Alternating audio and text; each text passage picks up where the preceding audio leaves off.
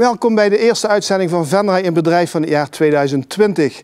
En u ziet het, een ander gezicht aan tafel. Rob van Lieshout kan door omstandigheden niet aanwezig zijn. Dus ik neem deze uitzending de honneurs waar.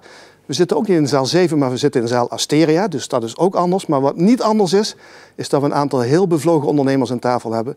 En de eerste ondernemer die ik aan tafel mag begroeten is Erik Thiele. Erik, welkom. Dank je. Als er nou één ondernemer is in Venray voor wie het jaar op een hele bijzondere wijze is begonnen, is het voor jou. Dat zeker, ja. Want? Ik heb de ondernemersprijs, de Loek Nederlandsprijs en de Rabobank Publieksprijs gewonnen. Ja, dat komt niet zo heel vaak voor, hè? Nee, dat komt maar sporadisch zo over. Maar dat zijn wel de mensen die er ook voor gaan. Hè? Ja. Verrast het jou dat je allebei de prijzen won? Zeker, ja. Want ik had het eigenlijk niet verwacht. Je had helemaal niet verwacht dat je zou winnen. Ik had wel verwacht iets, maar dat je 2 prijzen krijgt. Hoe mooi krijg je dan het werk op je kroon eigenlijk. Ja. Als jij nou kijkt naar de motivering van die jury, hè, is je daar iets speciaals in opgevallen waarom dat ze voor beide prijzen jou gekozen hebben? Dan komt het meer naar de passie toe. Dat je het over de liefde kunt vertellen. Dat je ook met de liefde over de dames kunt praten, maar ook over de liefde van het vak. Ja. Hoe graag dat je het ook doet. En dat kunt overbrengen vanuit je hart, durven praten. Ja. Als jij zegt de liefde voor de dames en niemand weet wat voor bedrijf dat je hebt, kan dat, laten we zeggen, breed geïnterpreteerd worden. Hè? Dat kan heel breed geïnterpreteerd. Leg even uit hoeveel dames het zijn en wat voor soort dames het zijn. Ik heb Lamberdinishoeve. Dat is de hoeve die naar mijn oma is geheten. Die is 100 jaar terug begonnen. En er zijn 3 generaties stielen. En elke generatie heeft een andere wending aan het bedrijf gegeven. En één ding is hetzelfde gebleven, dat is 100 jaar liefde voor de dieren. En dat is subliem. Maar ik heb daar bij Lamberdinishoeve biologische kippen, 14 stalletjes. Elk stalletje heeft 2850 hennetjes of dametjes dan. En die krijgen allemaal biologisch voer. En ook wat er uitkomt, dat is mest wat ook weer naar de champignon gaat, waar je champignons weer voor krijgt.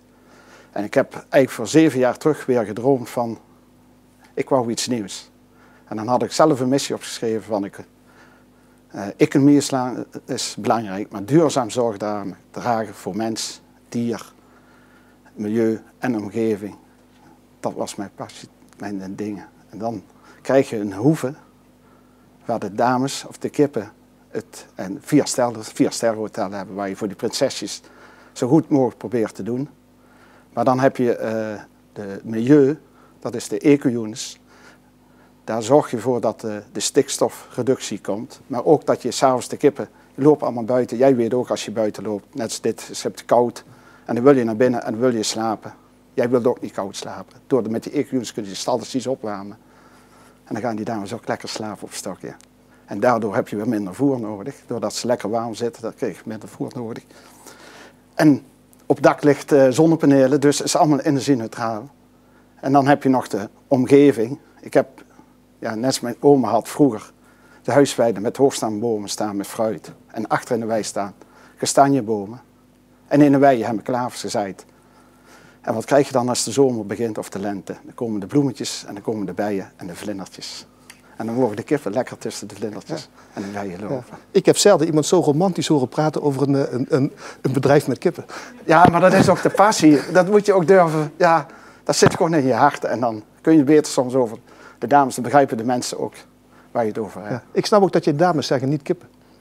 Ja, maar dat is iets geboren in me van... Ja, voor alleen stond ik 1 keer met Kaan aan de knoppen. En toen zei ik uit spontaniteit, dat heb ik altijd gezegd, de dames. En dat blijft altijd achtervolgen en dat zeg ik nog altijd. Ja. Maar dat heeft een ding, als je voor je bedrijf geeft en ook voor de dieren. Dan daarom zeg ik het ook, 100 jaar Thiele is 100 jaar met liefde kippen gehouden. Als je als buitenstaander zoals ik naar de landbouwsector kijkt en je ziet wat er allemaal gebeurt en wat voor uitdagingen er om een ondernemer afkomen, dan vraag ik me soms af van waar haal je nog de energie en de passie vandaan om in deze moeilijke tijd in deze sector werkzaam te zijn. Waar haal jij die liefde en die energie vandaan? Ja, de energie. Ik ben ook vroeg begonnen met ondernemen. En door met ondernemen de passie te hebben, wat maakt het uit?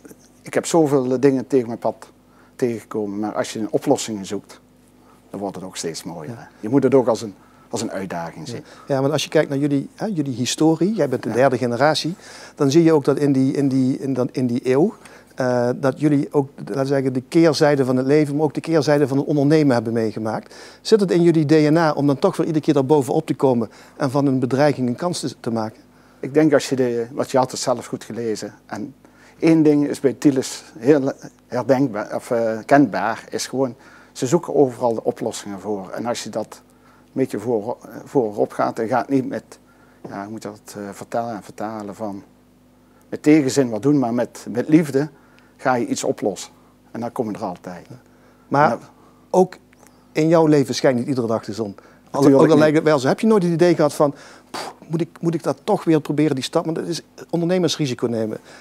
En jij neemt natuurlijk een behoorlijk risico met zo'n groot bedrijf. Ja, maar dat is risico nemen. Ik heb ook goede ketenpartners om me heen, die mij erin begeleiden. Ik heb allemaal mensen om me heen staan die mij, dat zag je de donderdagavond toen ik uit de zaal kwam. Ja, die mensen die om me heen zitten, of staan, ja, hoe ze mij steunen. En dan vond ik nog het mooiste, die vijand van vroeger, is mijn adviseur van vandaag, zat in de zaal. Hoe mooi kan dat zijn? Ja, dus, ja, is echt. Hoe werd jij vrijdagochtend wakker? Wat voor gevoel? Flink koppijn. Ja. Had dat te maken met iets wat je gedronken hebt of gewoon door de hele impact? Ja, ik drink ook graag een biertje, maar van bier krijg ik meestal geen koppijn. Of tenminste, maar ik had barstende koppijn. En toen zei s'avonds iemand, morgen vroeg krijg je hoofdpijn wat je nooit meer vergeet. Maar dat ben ik ook nooit meer vergeten. Ja, ja. Wat gebeurt er die dagen daarna? Ik bedoel, je hebt een prachtige avond voor jou. Je wint 2 prijzen. Ik kan me indenken dat je heel veel handjes gegeven hebt, heel veel mensen te woord hebt gestaan. Maar hebt dat daarna nog door in de dagen daarna? Ik heb zoveel bloemen gekregen en taarten. Ik krijg elke dag nog een taart. En nog bloemen nog elke dag. Hoe mooi kan het dan zijn? Hè? Ja. Voel jij je ook een beetje schatplichtig aan de 2 generaties voor jou? Dat je zegt van ja, het zijn 2 generaties die keihard gewerkt hebben. Eigenlijk een soort morele verplichting van ja, ik moet dat ook voortzetten? Nee, ik heb het gewoon doordat mijn vader ook vroeg overleden is. Doordat ik het bedrijf zelf overnam. Mijn moeder zei van, hier heb je het, ik wil niet meer investeren. Die heeft mij geleerd om in diepe te vallen. En zelf met de ladder weer proberen op te kruipen door wat je net vroeg van, je moet een uitdaging zoeken. Dan leer je zelf de uitdaging. Dan leer je wat rode cijfers zijn. Dus probeer je altijd zwarte cijfers te maken. Ja. Jij bent nog jong ondernemer, dat kunnen wij met vergelijkbare leeftijd tegen elkaar zeggen. Maar er zal een keer een moment komen dat er een 4e generatie Thiele het bedrijf overneemt. Wat voor soort bedrijf hoop jij dan te kunnen overdragen? Dat ze duurzaam zijn voor de aarde. In de zaal heb ik ook geroepen toen ik de prijs kreeg, Oda aan oma. Oma heeft ook voor de aarde gezorgd. En toen is het, ja, je kunt het lezen, in die 100 jaar Thiele is er van alles gebeurd. En nu komen we weer terug. Wat mijn oma vroeger gedaan heeft, zit ik weer te bouwen wat nu is met de moderne technieken. En denk dat we als agrarische sector, hoe ik zelf kijk, dat we de aarde moeten gaan voeden. Is daar een beetje de cirkel rond? Ja, dan ga je dan kom je in de kringloop terecht en dat allemaal. En dat maakt het, ja, of het uitkomt, dat weet ik niet. Maar dat is ook een droom, hè. Ja. Dankjewel, ik kan aan jouw passie zien. Ik snap waarom de jury gekozen heeft voor jou als winnaar. Want jij spreekt op een hele gepassioneerde manier over volgens mij een sector die het erg moeilijk heeft. Maar dat kan ik niet in jou zien. Nee. Je moet ook het doen en uitstralen. Ja. En durven. Ja. Ja, is goed. Dankjewel. Dankjewel.